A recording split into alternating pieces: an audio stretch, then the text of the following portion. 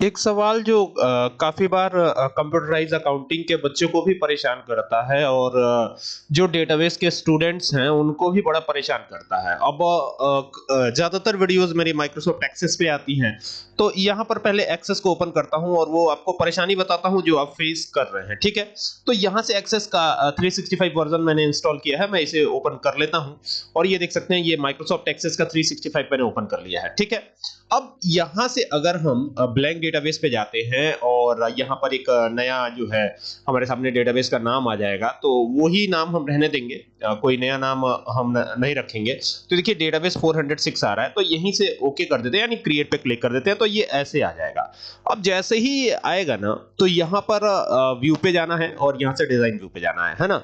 अब सवाल ये है ना कि सर एक ही टेबल के अंदर, अब देखिएगा, जैसे पहले तो मैं इसको एक नाम दे देता हूँ, स्कूल मैनेजमेंट कर देता हूँ, स्कूल एम नाम से ये डेटाबेस क्रिएट किया हमने। अब यहाँ पर आईडी आ रहा है, तो यहाँ पर सपोज कीजिए मैंने दे दिया स्कॉलर आईडी। जैसे अगर आप टीचर हैं तो उसमें आप देखते होंगे कि स्कॉलर आईडी बच्चों की यूनिक आईडी आती है, ठीक है, जिसके आधार पर टीसी वगैरह बनाया जाता है।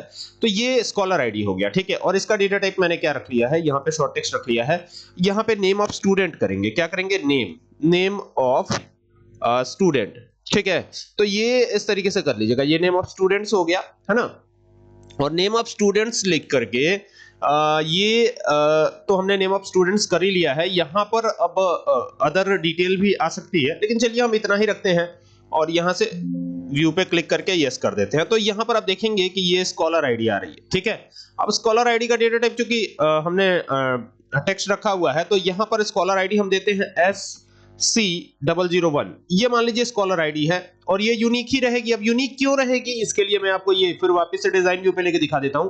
इसे हमने प्राइमरी की बनाया, अगर आप इसे प्राइमरी की नहीं बनाना चाहते तो यहाँ पर राइट क्लिक करके दोबारा आप प्राइमरी की पे टिक कर दीजिए, तो ये हट जाएगा। और फिर अगर लगाना चाहते हैं, प्राइमरी की बनाना चाहते हैं, तो इस पे क्लिक कर दीजिए, तो ये प्राइमरी की बन जाएगा। तो ये हो जाएगा और यहाँ से इसको सेव कर लीजिएगा और सेव करके यहाँ पर स्टूडेंट का नाम आएगा, ठीक है। जो भी स्टूडेंट्स हैं उनके नेम आएंगे। तो यहाँ पे एक स्टूडेंट का नाम हम राम रख देते हैं, ये रख दिया हमने राम। और यहाँ पर फिर वापस से SC, अब फिर 002 करेंगे और यहाँ पे गौरव लिखेंगे, GAURAV, ये हो गया गौरव, ठीक है। तो दो नाम हमने लिख दिया। तीसरा नाम, अब चूंकि यूनिक है ना, ये फील्ड तो यूनिक हो गई, ठीक है। ऐसा तो है नहीं कि इसमें आप डुप्लीकेट वैल्यू एंटर कर पाएंगे। देखिए मैं डुप्लीकेट वैल्यू एंटर करके दिखा रहा हूं। ये हो गया 3। और यहाँ पे अगर मैं, जैसे नाम भले ही डिफरेंट रखिए, जैसे मान लीजिए मैंने सूरज लिख दिया, तो ये नीचे आ गए। अब जैसे नीचे आए ना, तो अब देखिए इसने इसका विरोध नहीं किया। तो यहाँ पर एक बार चेक करते हैं कि ये प्राइमरी की है या नहीं है। तो देखिए अभी तो ये प्राइमरी की है, और अगर यहाँ पर हम आगे बढ़ते चले जा रहे हैं, इट मींस कि ये जो है प्राइमरी की, ये फील्ड जो है प्राइमरी की के कैटेगरी में नहीं आता है, ठीक है। अगर हमको ये आगे बढ़ने दे रहा है, तो इसका मतलब यही है कि ये प्राइमरी की ठीक से जो है नहीं बना है, और इसके पीछे अलग अलग रीजंस हो सकते हैं।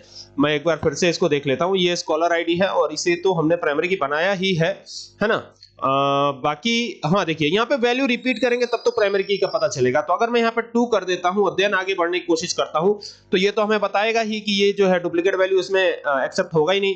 और अगर हम नीचे क्लिक करते हैं एंटर करने के लिए, तो ये क्लिक भी नहीं करने देगा। तो ये जो है डेटाबेस की खासियत होती है। लेकिन अब समस्या ये है कि हमको जो है पहले इसको हटाना पड़ेगा। तो यहाँ पे क्लिक कीजिए और इसको 3 कर लीजिए। अब ये कोई दिक्कत नहीं करेगा, देख रहे हैं। तो ये तो ठीक है, प्राइमरी की बन गया। लेकिन अब प्रॉब्लम ये है कि एक टेबल में एक से ज्यादा प्राइमरी की हो ही नहीं सकती। आप बनाएंगे तो नहीं हो पाएगी, ठीक है। वहां से हट जाएगी, दूसरे वाले पे चले जाएगी। तो ये एक समस्या रहती है। अब मान लीजिए इसमें हमको स्टूडेंट का आधार कार्ड आईडी भी एंटर करना है, ठीक है, आधार कार्ड नंबर। तो यहां से जाएंगे ADHAR, आधार नंबर कर देते हैं, आधार नंबर। तो ये आधार नंबर भी यहां पर डाला जाएगा, ठीक है।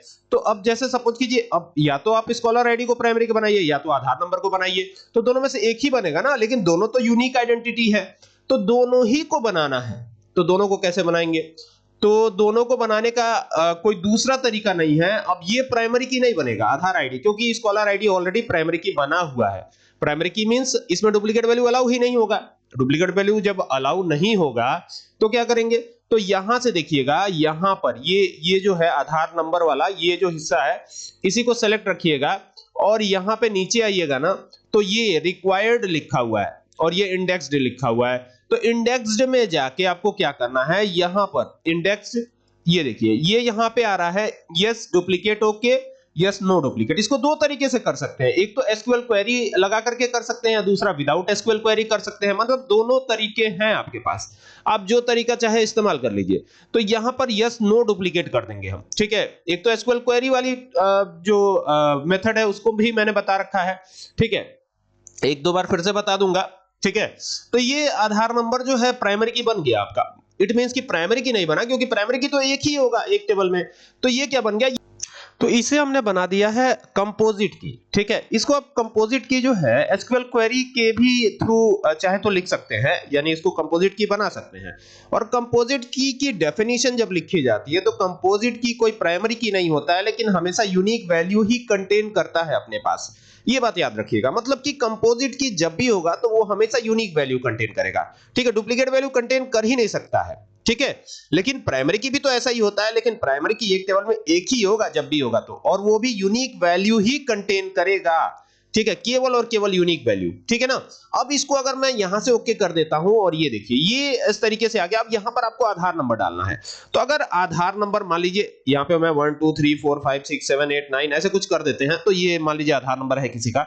तो अगर मैं इसको डुप्लीकेट करने की कोशिश करूं तो अब ये नहीं हो सकता कि आप डुप्लीकेट कर पाएंगे, ठीक है। जैसे अब यहां पे तो चेंज कर दिया मैंने, ठीक है, फिर आते हैं वापस, यहां पर भी चेंज करूंगा, ठीक है, ये हो गया, हाँ ये हो गया। और यहां से नीचे आएंगे और फिर ये तो डुप्लीकेट, ये फील्ड तो कतई डुप्लीकेट नहीं हो सकती, ये तो मैं दिखा भी चुका हूं आपको, अभी मैंने दिखाया। ये जो है ना, अब यहां पे देखिए नेम डुप्लीकेट हो सकता है, नेम जो है ये आराम से डुप्लीकेट हो सकता है, लेकिन अब ये वैल्यू को आप डुप्लीकेट नहीं रख सकते, क्योंकि ये बन गया कंपोजिट की। क्या बना, कंपोजिट की बना। तो अगर यहां पर आप डुप्लीकेट वैल्यू डालते हैं तो प्राइमरी की जैसा ही एरर मैसेज आपको देखने को मिलेगा। एक मैसेज आपको आएगा कि ये जो है देखिए कह रहा है कि ये एक तरह से प्राइमरी की का हिस्सा बन चुका है, ठीक है। ये लेकिन प्राइमरी की नहीं है, ये ध्यान दीजिएगा, लेकिन ये कंपोजिट की जरूर है। तो अब आप जब तक इसको हटाएंगे नहीं तब तक ये आपको आगे टाइप ही नहीं करने देगा, समस्या ये है, ठीक है। तो टाइप नहीं करने देगा तो कैसे होगा, तो इसको हटाना पड़ेगा ना, तब तो टाइप करने देगा। अब इसको आप सेव कर लीजिए, अब ये काम करेगा। अब देखिए यहां पर प्राइमरी की का सिंबल आपको दिख रहा होगा, यानी इस फील्ड को हमने प्राइमरी की बनाया है। ये क्या है, प्राइमरी की है, सीधी सी बात है, ये प्राइमरी की है, ठीक है। देखिए ये लिखा हुआ है this field is a part of tables primary की, ठीक है। और यहां पर देखिए, यहां पर कुछ भी ऐसा लिखा हुआ आ रहा है, नहीं आ रहा है। यहां पे जाएं, यहां पर भी नहीं आ रहा है, और यहां पर भी नहीं आ रहा है। जबकि यहां पर अगर हम जाते हैं तो ये जो है दिखा रहा है कि this field is a part of the tables primary की, यानी कि यही फील्ड ऐसा है जो प्राइमरी की है। तो ये प्राइमरी की, ठीक है। अब मान लीजिए कि आपको सपोज कीजिए कि कुछ और भी देना है, स्टूडेंट का रोल नंबर देना, रजिस्ट्रेशन नंबर देना, या कुछ और भी देना पड़ सकता है, ठीक है। इसे कहते हैं कंपोजिट की। ये हो गया कंपोजिट की, ये हो गया कंपोजिट की, ठीक है। एक प्राइमरी की, दूसरा कंपोजिट की। अभी यहां पे आते हैं, आधार नंबर तो हमने दे ही दिया है। तो अगर हमको आगे भी कुछ और देना है, जैसे सपोज कीजिए यूनिक आइडेंटिफिकेशन देना है, जैसे रोल नंबर देना या कुछ और देना, तो यहां पे मैंने लिख दिया रोल नंबर। अब ये रोल नंबर को मैंने शॉर्ट टेक्स्ट रखूंगा, यहां पे देखिएगा ये मैंने रख लिया शॉर्ट टेक्स्ट, या आप ऑटो नंबर भी रख सकते हैं। तो चलिए ऑटो नंबर रख लेते हैं। अगर ऑटो नंबर रखते हैं तो यहां पे नीचे इंडेक्स्ड आपको दिखाई पड़ ही रहा होगा, इंडेक्स्ड। तो यहां से जाइएगा और यस नो डुप्लीकेट कर दीजिएगा, बस यही करना है आपको, और यहां से ओके। तो ये देखिए ये भी कंपोजिट की का हिस्सा है, तो यहां पर भी कोई डुप्लीकेट वैल्यू आएगी नहीं, ये हमेशा जो है यूनिक वैल्यू ही कंटेन करेगा। तो ये जो है ना कंपोजिट की, ये एक टेबल में एक से ज्यादा आप लिख सकते हैं, लेकिन प्राइमरी की के केस में ऐसा नहीं कर सकते, और प्राइमरी की एक टेबल में एक से ज्यादा नहीं हो सकती। तो कई बार इसे प्रोजेक्ट का हिस्सा बनाया जाता है, तो प्रोजेक्ट में आप गड़बड़ी कर देते हैं, अब कोई गड़बड़ी नहीं होगी मुझे लगता है कि, ठीक है, क्योंकि बहुत अच्छे से एक्सप्लेन कर दिया गया है, तो अब तो कोई इसमें दिक्कत नहीं होनी चाहिए, ठीक है ना। तो चलिए अब नेक्स्ट वीडियो में मिलेंगे, तब तक के लिए keep watching, thank you for watching this video.